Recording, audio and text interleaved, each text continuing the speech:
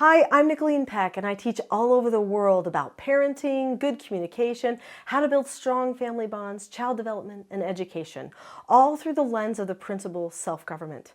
And in this video, we're talking about family conflict resolution. Nobody likes conflict, and especially in families, it can be troubling. If you happen to be dealing with family conflict right now and you feel like you need to resolve this in some way, then this video is a good place for you. We're going to talk about family conflict and those power struggles, what that looks like, and then we're going to talk about steps you can take to resolve some of that family conflict.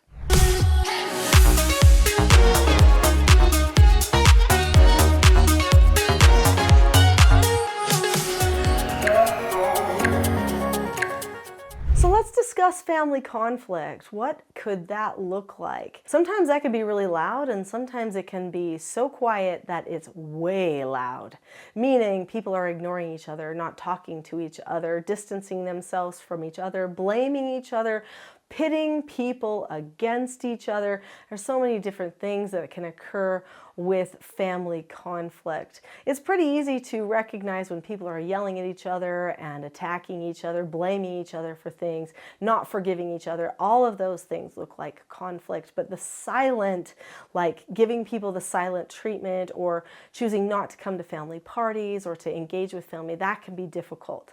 As I'm thinking about this topic and what you might be needing, I'm wondering, is this an extended family issue, or is this an issue where it's your own immediate family? Here you are all in the same house, you, your spouse, your children, and there's conflict going on all the time. Are we talking about sibling rivalry here? Or are we talking about husband and wife battling? Or are we talking about just the children attacking the parents and not respecting the parents? What could we be talking about there? In fact, there is a variety of things that could be considered family conflict. So no matter what state you find yourself in, whether you're in a family situation where the siblings are fighting and they're just young and at home, or whether you have somebody who ideologically believes something different than you, they think you don't understand, that you don't care, they don't talk to you anymore. Either way, we need to appeal to principles of self-government to help us. So let's talk about what self-government is. That's important. This channel is called the Teaching Self-Government channel. Self-government is being able to determine the cause and effect of any given situation and possessing the knowledge of your own behaviors so that you can control them. So what that means is that you understand cause and effect as it relates to your own behaviors and to your thoughts, but also to your relationships and how you're impacting the other people around you. In a self-governed family, the family focuses on the family unity more than on the self and the things that the self wants to accomplish. So the self basically decides to control themselves in order to further the mission of the family unity and that family dynamic. Now, this even means the parents. Oftentimes in a family, when there is conflict going on, the parents do get involved, and sometimes they're the ones starting the power struggles. I hate to say that. I don't want to call anybody out because I don't know the actual dynamic at your house, but I've seen many conflicts over the years and have discussed with people about their conflicts to try to help them resolve those things. And oftentimes there's selfishness on both sides of the conflict. So one of the things that you have to do is you've got to start focusing on yourself. You can't control the other person. The only person that you can control is you. So you've got to take a hard look at you. You can't make that other person come to your point of view, just like you can't make that other person forgive you or make that other person agree with you. So you need to focus on what you can control, which is you and what's going on inside of you. This is your own self-government. Now, I'm going to start here on what you can do for conflict resolution and what changes you can create in yourself. But I want you to know that at the end of this video, I actually have a free gift that's going to help you develop even more of this ability to master yourself, get calm, and ready to handle the conflict resolution. Because calmness is key. If you can get yourself to a place of calmness, then you'll be able to handle the problems that your family is having. It doesn't matter who's having having a problem, who's arguing, you will be able to stay calm and steady and focus on what you need to accomplish, what truths you need to say, so long as you are focusing on controlling yourself and not trying to control other people. Lesson number 1, emotion does not solve other people's emotion, okay? So if some people are being angry or emotional with each other, whether it's silent emotion or loud emotion, you being emotional does not actually solve the problem. You could yell maybe and get emotional once and they may listen and be shocked about it, but ultimately it doesn't actually fix the problem. So if you want them to start controlling themselves and to care about the family, you're probably going to need to start with getting your own calmness. After that, create a picture for what the family is trying to accomplish as a group. If you can, have a conversation about what kind of family dynamic you want to have.